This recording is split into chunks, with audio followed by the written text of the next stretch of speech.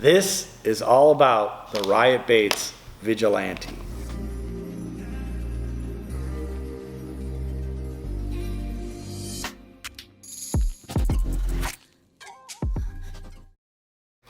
Of all the baits that showed up here from Riot, this was the one that I was most excited about when they got here. I've already been fishing with the fuzzy beavers and the little fuzzies from Riot for a little while now, but when we onboarded their plastics, I was obviously excited to see all of them, but when taking them out of the package, this one intrigued me the most because it's kind of a hybrid of a lot of the most tried and true old school fish catchers on the market with some new school kind of flair to it.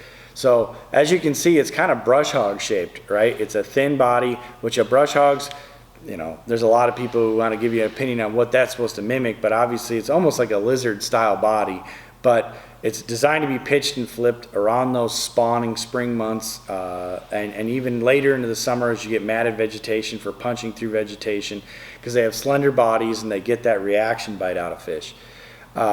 This particular one has 6 appendages down the sides here that all have little swimming boots on the end of them here, flanged ends to them to create paddle, like that paddling kicking action. So this thing's going to create a ton of commotion on the fall or on the swim back. So this could actually be a killer Carolina rig bait if you want to drag it along the bottom.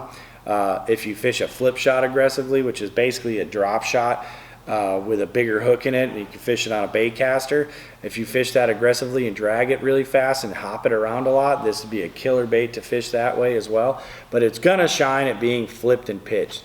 Putting some big line on, a decent sized tungsten sinker, and like a 4/0 or plus even, but I think about a 4/0 would be ideal in this, maybe a 5/0 style flipping hook in this, and jam a big hook set home on a big one.